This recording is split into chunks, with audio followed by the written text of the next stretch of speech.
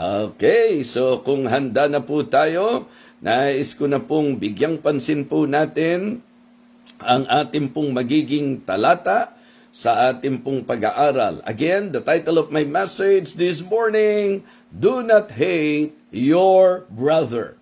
Do not hate your brother. 1 John chapter 4, please.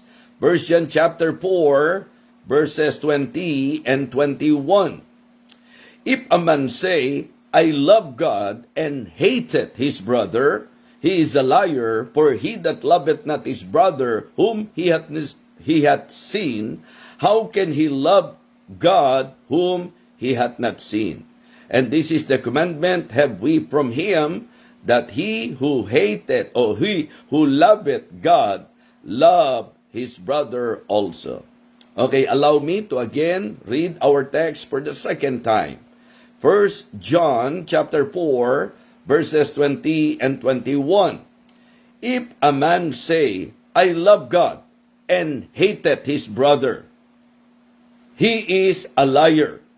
For he that loveth not his brother whom he hath seen, how can he love God whom he hath not seen? And this commandment have we from him, that he who loveth God, love his brother also. Again, ang title ng message po natin, Do Not Hate Your Brother. Let us pray. Aming dakilang Diyos, aming Panginoon, kami po'y nagpupuring muli sa napakagandang oras na ipinakalob mo sa amin upang kami po'y makapakinig ng iyong banal na salita. Salamat po sa panibagong araw at ngayon po sa pagkakataong ito, O aming Diyos, muli po nais naming makinig ng iyong salita. Please, pagpalain mo po kami.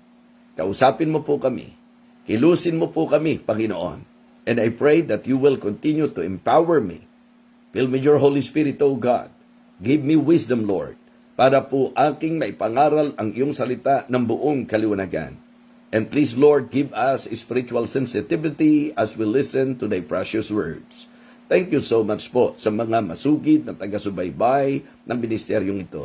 Wala po ako ibang hiling, Panginoon, kundi ang walatiin mo po ang iyong anak, ang iyong banal ng pangalan, at pagpalain mo po ang bawat sumusubaybay sa ministeryong ito. Nawa, Panginoon, dama po nila ang tunay na pagmamahal sa effort na ibinibigay upang sila po ay mapagpala ng iyong banal na salita.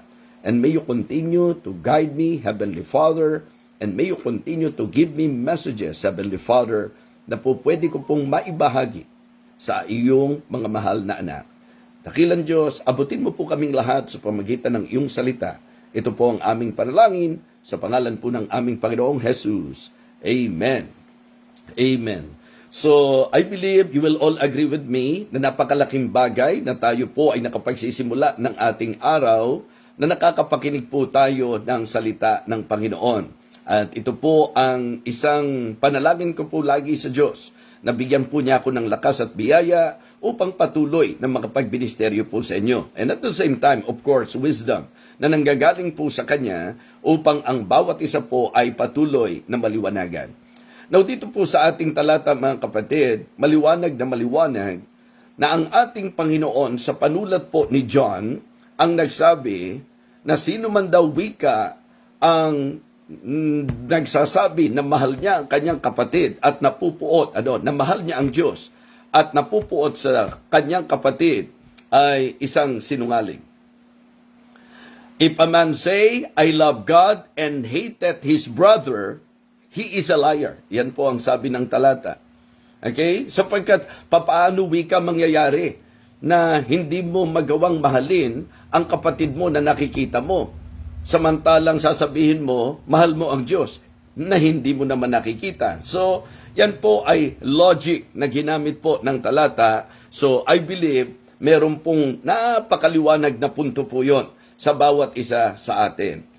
Alam niyo po, sa panahon ng kautusan ng Panginoon, sa Leviticus chapter 19 and verse number 17, ang sinabi po ng mga talata o ng talata, Thou shalt not hate thy brother in thine heart.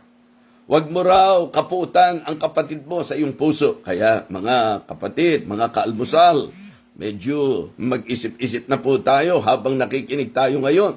Baka meron po dyan sa puso na galit. Baka meron pong mga kapatid na kung saan kapwa po natin, kapatid po natin na nagdulot ng galit sa iyo at yung galit na yan, kinikimkim mo sa puso mo.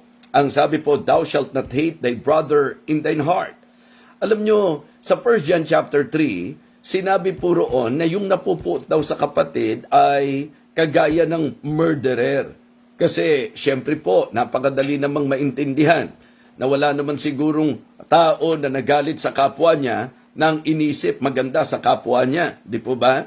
So, pagka po pinabayaan natin ang galit, alam po natin na ito'y magdadala na sa atin sa kung ano-anong mga kaisipan o para po maging more specific, magdadala po sa atin ang galit sa mga kung ano-anong hindi magandang kaisipan. So, it is very important for us to listen and learn from this message. Do not hate your brother. Okay?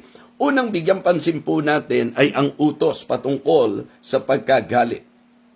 Okay? The command against hatred. Yung utos po ng Diyos mismo laban sa pagkagalit. So, uulitin ko po, kunin natin yung portion na kung saan binanggit ko po sa inyo kanina. Sa Leviticus chapter 19 and verse number 17, ang sabi po mga kapatid, okay, thou shalt not hate thy brother in thine heart. Hatred is not tolerated among his people. Ibig sabihin po, pagka ikaw nagkiklaim na sa Diyos ka, hindi po kinukonsinti ng Panginoon yan. Hindi po pinapayagan o hindi ayon ang salita ng Diyos patungkol sa bagay na yan. Kaya po ang Diyos ay nagbigay ng kanyang utos at narito nga po sa panulat po sa aklat ng Leviticus, mga kapatid, na ang sabi po, huwag mong kaputan ang iyong kapatid sa iyong puso. So ito po ay makikita nating utos, mga kapatid. Hindi ito pakiusap, ito po ay utos na nararapat nating sundin. Makikita nyo po sa pag-aaral natin na hindi naman kasi healthy at hindi naman helpful sa iyo na ikaw ay mabubuhay sa galit. Kumbaga, advantage po natin ito. If we will learn this message and if we will apply this message, this is actually a big advantage sa iyo bilang tao, mga kapatid. Marami pong masasabi po nating dahilan kung bakit ko po sinasabing ito po ay paborable po sa atin if we will learn this message. Again, the command against hatred. Makikita natin, una, it is direct. Diba? It is direct. Maliwanag po na talagang ang Diyos, hindi po niya pinahihintulutan ang galit, mga kapatid. Sa idea po, nung galit na hindi katulad nung sinasabi sa Ephesians chapter 4. Kasi sa Ephesians chapter 4, because even God, siya po'y nagagalit, pero yung galit po niya, righteous anger. Kasi baka minsan, may mga tao po pag nakikinig, pag sabong-sabungin po niya ang mga talata. I mean, pag away-awayin po niya. Hindi po pwedeng may contradiction. Nung si Apostle Paul ay sumulat sa mga taga-Epeso, nung sinabi po niya doon, be ye angry and sin not. Doon pa lang po maliwanag na ang galit na pinapayagan ng Diyos, yung righteous anger.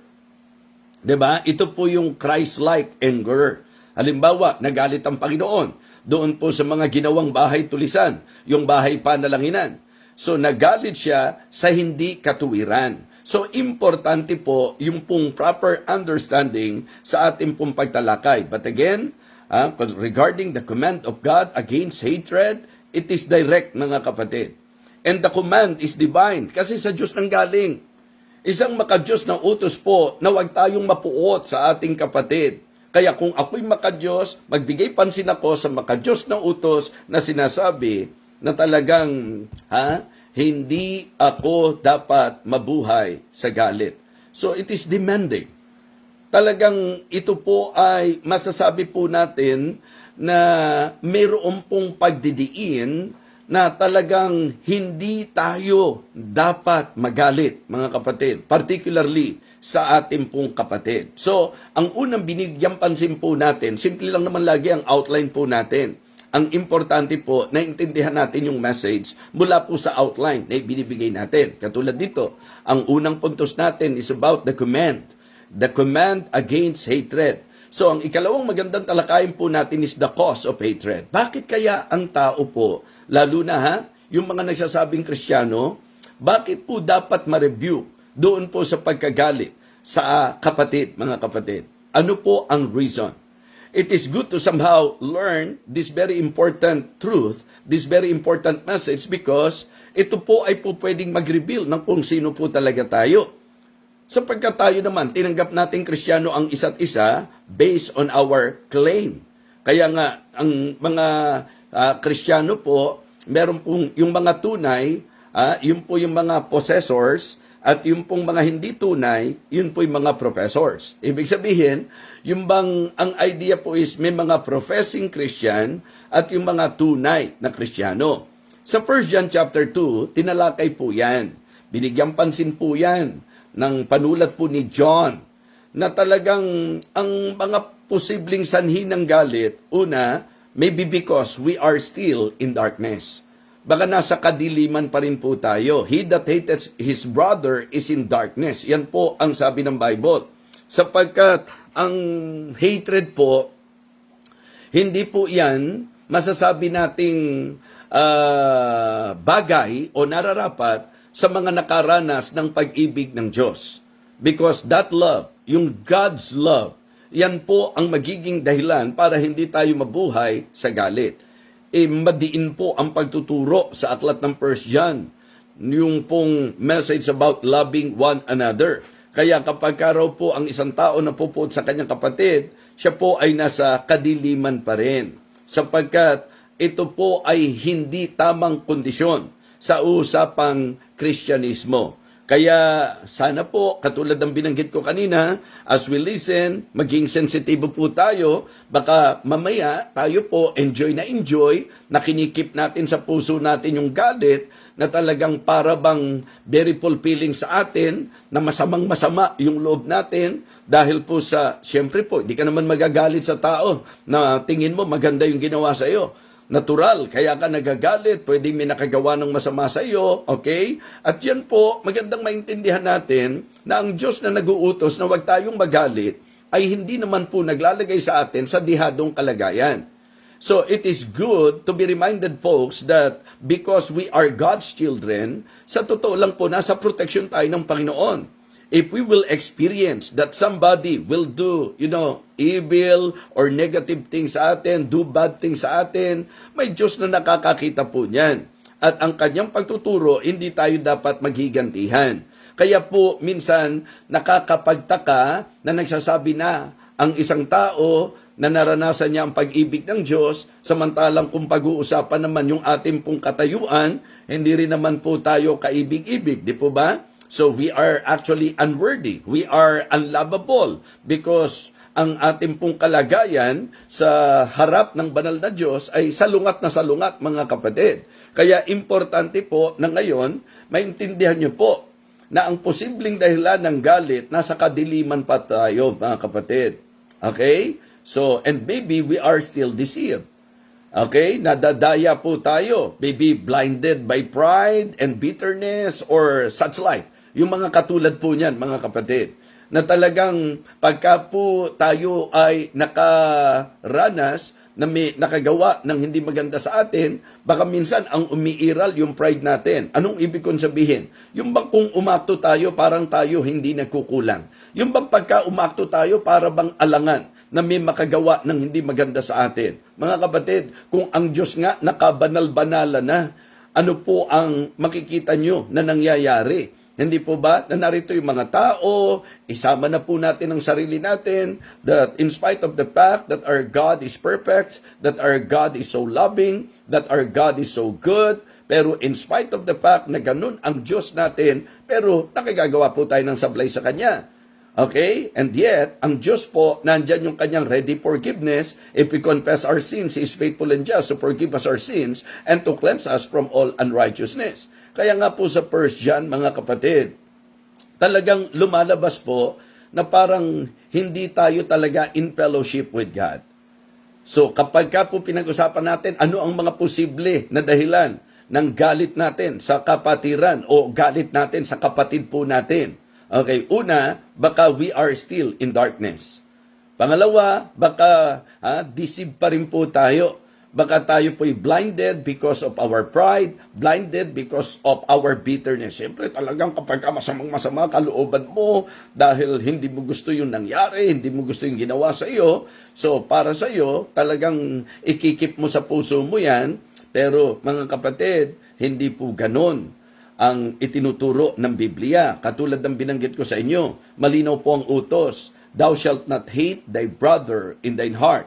So, ito po ay sinabi ng Diyos sapagkat alam ng Diyos, mga kapatid, ang posibilidad na makakaranas po tayo na may mga somebody na talagang maybe intentional or not intentional, one way or the other, may experience po natin na po pwede talaga na may makagawa ng hindi maganda sa atin. Now, the good thing about our spiritual standing, we are in the protection of God. Ang ibig ko pong sabihin, God will be the one to avenge for us. Yun po ang napakagandang bagay. Hindi ka madidihado. Hindi ka tinuturuan ng Diyos na wag mabuhay sa kapuotan kahit na ginawan ka ng kasamaan na ang lalabas, ang gusto niya kasi, dihado ka. No. God knows what to do. And everything is in the hands of God. So if you really trust the Lord, then sundin natin yung utos niya. Huwag tayong padaya sa dyablo. Huwag tayong manatili sa kadiliman. At huwag tayong dumistansya sa Diyos. Okay? So, ang sinasabi po kasi sa 1 John, kung talagang nasa fellowship tayo ng Panginoon, hindi na po tayo lalakad sa kadiliman. So, ang punto po, hindi po tayo dapat mabuhay na tayo po ay mayroong kapuutan at galit sa isa't isa. Sapagkat kung bibigyan pansin po natin ang 1 John, yan po ay sumesentro sa dakilang pag-ibig ng Panginoon at yan po ang book na nagbigay ng maraming panahon para po sa pagpapaalala that we should love one another, na dapat daw po nating mahalin ang bawat isa. So, mga kapatid, ang dahilan ng tinatawag nating hatred ay darkness, deception, and distance. Ang idea po kasi nabubuhay pa tayo sa kadiliman. Kasi po nananatili tayo sa daya ng kalaban, ng kaaway. At kasi po nakadistansya tayo sa Diyos. So, ito po ang ilang mga bagay na medyo magandang bantayan po natin. Ang isang Kristiyano na malapit sa Diyos, mas madali po sa kanyang mai-apply ang ating pong pinag-uusapan. Pero kapag ka ang Kristiyano po ay nasa distansya, mga kapatid, ang ibig sabihin, not in good fellowship with God, it is very easy for us to react and to move negatively sa mga pangyayari po. So kaya napakaganda na mabigyan pansin natin yan. So una, the command against hatred. Number 2, mga kapatid, the cause of hatred. So number 3, the consequences of hatred. Ano po ang magiging konsekwensya? Sa 1 John chapter 3 and verse number 15, ang sabi po doon, matindi ho, whosoever hateth his brother is a murderer. Grabe pala. Ganyang katindi yung weight ng talagang rebuke tungkol sa puot sa kapatid po natin. So, ang sabi po mga kapatid, sa deklarasyon ng Biblia, sa sulat po ni John, sa chapter 3, verse number 15, sino daw po na napupuot sa kanyang kapatid ay mamamatay tao. Naalala ko lang, kasi sa Biblia po, di ba, pagdating sa New Testament, mas matindi eh. Kasi yung tumingin ka lang ng may pagnanasa, di ba? Ikaw ay nagkakasala na ng pangangalo niya. O ito po mga kapatid, yung pong magalit ka lang sa kapatid mo, mamamatay na level mo. Diba? Matindi po. Whosoever hated his brother is a murderer. At alam po natin kung ano ang po pwede na mangyari at maging konsekwensya po ng galit. Kaya mga kapatid, it contaminates the heart. Contamination ang isa sa masasabi nating konsekwensya po nito. Makukontaminate ang puso natin. Hindi ka na makakilos ng maganda kasi talagang may nakabara na sa puso mo at yung galit na yan, nagdadala na sa iyo sa kung ano-anong plano, kung ano-anong kaisipan at talagang masasabi po natin, even to the point, nangyayari po ito na nagwi-wish ka na ng evil para sa kinagagalitan mo. Dahil galit ka, hindi na maganda ang takbo ng isip mo, lalo namang hindi maganda ang kalooban mo. So, mga kapatid, talagang contamination, corruption, and even condemnation. Diba? Yan po yung mga po pwede na magiging konsekwensya nito. Yung bang idea po na makukontaminate ang heart natin, makukurap na ang isip natin, mga kapatid, maging relasyon. Diba? Even our relationship will be corrupted kapag tayo po ay nag-harbor sa puso ng galit sa kapatid po natin. Ilan na pong mga pagsasama ang talagang apektado na po ngayon. Ilan na yung kaibigan mo na hindi na kayo nagbabati ngayon.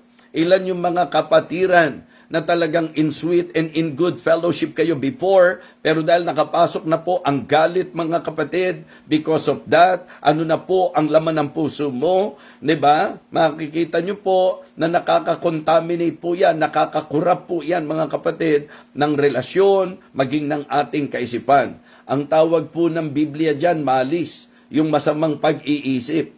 Talagang kapag ang tao po ay meron pong galit sa puso, laging may masamang interpretasyon ang po pwedeng mangyari kapag po nakikita niya yung kanyang kagalit sa kung anuman yung kanyang ginagawa. So, it is not healthy, it is not helpful, it is not good, it is not godly to live in hatred, mga kapatid. So, may mga masasabi nating konsekwensya po yan. Kaya nga, pwede natin tingnan na ang hatred sa spiritual na usapan, ito po yung spiritual poison. Na kapag ka nangyari na to, kapag ka nangyari na nakapenetrate na to sa puso mo, ang tindi po ng magiging epekto, mga kapatid. Wala na. Yung puso mo, apektado na. Yung isip mo, apektado na. Yung pakikisama mo, apektado na. Hanggang sa magiging condemning ka na. Diba? Yun po ang problema sa ganyan. So kaya, mga kapatid, mga minamahal, please, be careful na tayo po ay nagkikip ng galit sa ating mga puso. And the best thing to do every time that you are listening to the Word of God, you are listening to God's message, it is very important that you have that kind of heart that you will apply, we will apply the message na napapakinggan po natin. Okay? So, mga kapatid, syempre po, kung merong utos, diba? Magandang maintindihan natin, bakit ba kasi nagagalit ang tao? Saan ba nagmumula yan? Di po ba? At ano po ang posibleng dahilan? Bakit ba may mga nagsasabing Kristiyano na tuwan-tuwa pa na nagagalit siya? Actually po, ang unang pumasok sa mind ko, na itatitle ko po, kasi ganun po yung ginagawa ko. Pag kami pumasok po na passage sa akin, katulad nga po ng 1 John, so di syempre may idea na po ako sa kung ano po yung sentro nun. Actually, iniisip ko po yung positive, yung loving one another. Pero sabi ko, very common. Tapos naisip ko po na meron pong, yun nga, yung talata na sinabi, na he that hated his brother is a murderer, yung pa nga po ang tumakbo sa isip ko, pero ang eksakto po, whosoever hated his brother is a murderer. And then, naalala ko yung logic na ginamit, na sinasabi mo, mahal mo ang Diyos, pero yung kapatid mo na nakikita mo, hindi mo magawang mahalin, paano maniniwala ang Diyos? O paano mo mamahalin ang Diyos na hindi mo nakikita? So, ganun po nag-ooperate ang Panginoon sa akin. So, kaya sabi ko, maganda, na itong aspeto na ito ang talakay natin. Kasi atin-atin lang to. Hindi alam ito ng mga kaalmusal natin. Pero ikaw alam mo to. Na kaya ito ang message na binigay ng Diyos. Kasi ito yung paalalang kailangan mo ngayon. Oo, maring matagal-tagal na sa puso mo yung galit na yan. Marahil, hindi po biro ang pagpapahirap na ginawa ng galit na yan sa'yo. Na-contaminate na yung heart mo, nakurap na yung isip mo, nasira na relasyon nyo, tapos yun nga, yung talagang wala ka nang ginawa kundi husgahan ang taong kinagagalitan mo. Mga kapatid, hindi po enjoyable yan. Alam nyo ang pumasok na title sa akin, I hate hatred. Yan po yung pumasok na title sa akin. I should hate. Diba? Dapat kapuutan ko yung galit. Kung magagalit ka, doon ka sa galit, magalit, mga kapatid. So, I believe, nakukuha niyo po yung idea kung ba't ganun yung tumatakbo. Sabi ko, bakit hindi i-simplify ko na lang? Do not hate your brother. And then, ayan na po, tumakbo na sa isip ko yung command ng Panginoon. And I remember doon po sa idea na sinasabing yung galit di ba? Kasi sa puso naman talaga yan nanggagaling, sa puso rin nakaka-apekto yan. Kaya mga kapatid, nakita natin yung command against hatred, nakita natin yung cause ng hatred, and then yung pong consequences, di ba, ng hatred. So kaya hindi dapat manatili yan. So alam kong yung iba, alam na ang tumatakbo sa isip ko, yung cure. Di ba? Ano ang cure sa hatred? Mag-isip po kayo. Ano kaya ang po pwede maging lunas sa hatred? Paano ko po masusolusyonan to? Talagang aamin na po ako, evangelist. Aamin na po ako, bishop. Talagang matindi po ang naging dulot sa puso ko, yung galit sa puso ko. Sapagkat hindi ko matanggap ang nagawa sa akin. Marami pong hindi katanggap-tanggap na ginawa ang mga tao sa Diyos. Pero in spite of that, mga kapatid, hindi po niya kinatwiran yung katwiran natin. Diba? Mga kapatid, mga minamahal, ang ibig ko pong sabihin, kung ang galit sa naintindihan natin, yan po ay dahil sa kadiliman, sa daya ng kaaway, mga kapatid, because of the deception of the enemy. Nabubulagan tayo Mga kapatid, samantalang kung aamin tayo, kung ididilat natin ang ating kaisipan at ang ating mata, hindi naman po nakatutulong sa atin. Sino po ba sa inyo ang talagang lumulusog at gumaganda ang kalusugan kapag galit na galit? Sino po ba sa atin, mga kapatid, ang dahil sa galit po natin, nakabubuti po sa ating pong pakiramdam? Hindi po ba ang galit, yan po'y sumisira, maging ng mood natin? In fact, kapag hindi natin po nagamot yan, makita mo pa lang yung taong kinagagalitan mo, sira na ang mundo mo, sira na ang araw mo. You see? So it is very, very reasonable why God is teaching us through His Word that we should not live in hatred, that we should not hate our brother. Kasi alam na ng Diyos ang mangyayari. Kapag nagalit ka sa kapatid mo, alam na ng Diyos ang mga magiging susunod na pangyayari dyan. Siyempre, dahil galit ka na, kamusta na magiging isip mo sa kanya? Siyempre, galit ka na, kamusta na ang magiging epekto sa kalooban mo niyan? Kasi galit ka na, ano na ang magiging takbo ng iyong pong lakad at takbang doon sa taong kinagagalitan mo? God knows it. Diba? Alam ng Panginoon to. Alam ng Panginoon yan, mga kapatid. So kaya napakaganda, knowing the consequences of hatred, mga kapatid, we need to realize na ito po ay dapat nating magamot. And what do you think? Diba? Is the cure. Ano sa palagay niyo po ang cure sa hatred? 1 John chapter 4, verse 7. 1 John chapter 4, verse 7. Let us love one another. Love is the cure. Diba? Mga kapatid, ang talagang masasabi po nating cure sa tinatawag nating galit na kung tutuusin, baka mamaya taon na yan, mga kapatid. Sa Biblia po ang sabi, let not the sun go down upon your wrath, but let us, di ba, face the reality that there are many, actually claiming Christians, na sa napakatagal na panahon, nag-keep ng galit sa puso. Napakalaking disadvantage po niyan, mga kapatid. And napakaraming disadvantages. Napakalaking disadvantage at napakaraming disadvantages kapag tayo po ay nabubuhay sa galit. So the cure for hatred is love. And you know what? Love forgives.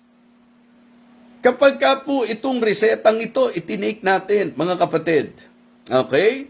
Sa sakit nating galit, we need to take love 3 times a day. And to be more specific, we need to take Christ-like love. Diba? 3 times a day. Reseta yan. Because love forgives.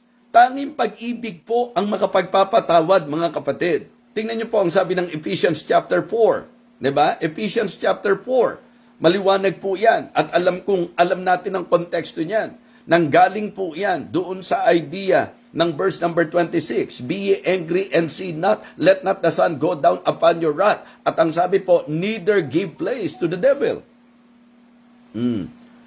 Di ba sabi natin, ang isa sa dahilan ng galit natin ay yung pamumuhay sa kadiliman? 'Di ba? Ibig sabihin, darkness, deception. At sino po yung mandaraya? Maliwanag naman na ang mandaraya po ay ang dyablo. Tama po? Kaya, neither give place to the devil. Kaya ang sabi niya, hindi na natin dapat gawin yung hindi natin dapat ginagawa. At pagdating po doon sa verse 29, I think, ang sabi po ron, let no corrupt communication proceed out of your mouth. But that is good to the use of edifying, that it may minister grace unto the hearer. And then, sinabi na po mga kapatid, let all bitterness and wrath and anger and clamor and evil speaking be put away from you with all malice. Aralin niyo pong mabuti yan. Let all bitterness. Wala dapat ititira. Kasi sa pagtakbo mo bilang Kristiyano, pwedeng hadlang po yan. Maaring may mga blessing na kaya hindi mo natatanggap because you are harboring, bitterness in your heart. Maybe because of that negative things in your life, in your heart. Yun yung isa sa posibleng dahilan. Kasi iniquity sa harapan ng Diyos yan eh. Yung pong bitterness. And if we regard iniquity in our heart, ang sabi ng Bible, hindi tayo pakikinggan ng Diyos. Kaya naiisahan po tayo ng dyablo. Kaya ang dapat nating gawin, let all bitterness and wrath and anger and clamor and evil speaking be put away from you. Kasi pagka may pait ka na ng puso, andyan na yung galit na magiging puot na magpapasimulang magdala sa iyo sa pagsasalita ng hindi maganda at pagbibigay na ng laging negatibo at masamang kahulugan sa kilos o sasabihin nung kinagagalitan mo. Di ba? Very truthful po ito. Napakatotoo po nito, mga minamahal. Kaya po kung ikaw ay pinahirapan ng matagal na panahon ng galit sa puso mo, now is the time for you. Naitama na po natin yan sa harapan ng Panginoon. Again, hindi healthy, hindi helpful, and it is not happy. Yan yung paborito kong sabihin. It is not healthy, it is not helpful, it is not happy na tayo po ay magkimkim ng galit sa puso po natin. Mga kapatid, mga minamahal, tandaan nyo po that the only cure sa ating pong galit ay love because only love forgives. So kaya ang ating pong magandang gawin daw po, alisin lahat yan, let all bitterness and, wrath and anger and clamor and evil speaking be put away from you with all malice. Ito raw ang dapat gawin. Verse 32. And be ye kind one to another, tender-hearted, forgiving one another. Hindi po nagawan niya ako ng masama. Kailan po natin maia-apply ang pagpapatawad kung hindi naman pala posible, di ba, makagagawa ng masama sa atin? So, ganyan po nakikita sa karunungan ng Diyos, mga kapatid. It is good for us to realize that how can we apply yung pagpapatawad kung wala naman palang possibility, kung wala naman palang ganong tendency na tayo po ay makakaranas na may gagawa ng hindi maganda sa atin. Sabi ko nga sa inyo, minsan kapag ka po hindi natin na-correct ang puso natin, kahit yung hindi naman po intentional, sapagkat imperfect po tayong lahat, there is a possibility that we can commit mistakes, and we can hurt the other people even without us intending to do that. That is very possible to happen. So whether intentional or hindi, yung naranasan mo, it is God's will for us at ito ang kanyang itinuturo. Alisin mo yung bitterness, yung wrath and anger, clamor, evil speaking. Diba? Alisin mo lahat yan, pati yung mga malice, mga kapatid. Balik na naman tayo doon sa ang malis dapat maalis. Kasi sa Tagalog ng malis, mali siya. Di ba? Mali siya. So, dapat tama siya. Yan po yung aking mga play on words. Na may sense naman. May sense naman. Hindi po ba? May sense naman eh. Okay lang po yun. Na kung saan, medyo tinitingnan po natin sa realistic point of view. Ang sabi po, be ye kind one to another. Magsisimula po yan doon sa pagiging kind. Kasi pagka ang isang tao kind, ang epekto nito magiging tender-hearted. Diba? Ang may mga mabuting loob, malambot ang puso. At kapag ka po ang puso malambot, madali ang pagpapatawad. Pero yung pong tapang pa natin minsan, hindi ko mapapalagpas yan, hindi ko makakalimutan yan, hindi ko talaga, matatanggap yung bagay na yan. Ang tanong po, ano na itulong sa atin? Masaya po ba? Masaya ba? Meron bang taong galit na galit, masaya siya habang galit na galit siya? Mga kapatid, hindi po masaya ang magalit. Sa totoo lang. Diba? Hindi ka rin naman happy na may galit ka eh. Bakit mo pinananatili sa puso mo? Bakit po tayo ay nananatili sa galit samantalang hindi naman pala masaya? In fact, mga kapatid, tumataas pa nga ang blood pressure. Kapag ka galit na galit, umaangat ang blood pressure. Kaya hindi talaga pinopromote na ba? Yung galit dapat sa usapang Kristiyano. Mga kapatid, ang cure, love. Because love forgives. Ang sabi, be a kind one to another, tender-hearted, forgiving one another, even as God, for Christ's sake, hath forgiven you. So malinaw po, mga kapatid, na totoong-totoo ito, ng ating Panginoon, hindi biro ang ginawa niyang pagpapatawad. Okay? So love forgives. Love forgets. Intentional yan. Intentional. Kasi, halimbawa, ang Diyos, ginamit niya pong masasabi nating assurance natin yan, na pagka pinatawad ka na niya, hindi na niya aalalahanin pa. Kasi ang Diyos, hindi naman para makalimot, but intentionally, para maituro sa atin ang true essence of forgiveness, nung pinatawad tayo ng Diyos, hindi na po niya aalalahanin pa. So, yun po ang bagay na dapat klaro po sa atin. Diba? Sa 1 Corinthians chapter 13, verse number 5, talagang yung nagmamahal po, hindi nakikip ng negative, nung evil record, mga kapatid. Hindi ka naglalagay sa puso mo at nagtatanim sa puso mo. Hindi ka nag-iipon sa puso mo ng mga masasabi nating, yan nga, galit, kapaitan. Yun po yung binigyang pansin sa 1 Corinthians chapter 13, that if it is really love, hindi po, sabi, di ba, hindi po nakikip at nagtatanim ng galit at ng kasamaan sa puso. Napakahalaga po nito. And then, love forbears. Di ba? Love forgives, love forgets, and love forbears. Kaya po sinasabi nating cure ito, na love lang talaga kasi tanging pag-ibig po ang magpapatawad. Tanging pag-ibig po ang magdadala sa atin sa sadyang paglimot. Uulitin ko po, posible po na alam mo pa rin kung anong nagawa ng kapwa mo sa iyo. Pero you will not dwell in that anymore. Hindi ka na doon mananatili, mga kapatid. Hindi na yun po yung pananatili natin sa isip natin. Sa example ng Panginoon, even as God for Christ's sake hath forgiven you. Paano ba siya nagpatawad? Hindi na niya para alalahanin pa. Ang problema sa atin, pinatawad natin, pero pagkatapos nun, babalikan na naman natin. Ikaw, natatanda mo ba yung ginawa mo sa akin? Hindi ba? Pinalagpas ko na nga noon yun eh. Dapat everyday, zero po tayo. Pagka tayo po ay nagpatawad, dapat zero po yan. Hindi po yung, di ba, nakalipas na. Sa Bible, araw nga lang ang sinabi, let not the sun go down upon your wrath. Sa atin, buwan na. Yung iba nga po, taon na at maraming taon na. Mga kapatid, hindi po dapat makita yan sa mga Kristiyano. So please do not hate your brother. And the only cure is love. Because love forgives, love forgets, and love forbears. Di ba, pagka ang tao nagmamahal, yung bang forbearance, di ba, forbearing one another. So pagka mahal mo, yun ang gagawin mo. Sapagkat makikita nyo po na sa gagawin natin yan, so tayo mismo natutulungan natin ang ating mga sarili. Kaya mga kapatid, i-take na po natin tong ating medicine sa galit. Ang sakit nating galit ay dapat magamot at ang tanging gamot sa galit ay ang pag-ibig at ang pag-ibig na pinag-uusapan ay ang pag-ibig na kagaya ng pag-ibig ng Panginoon.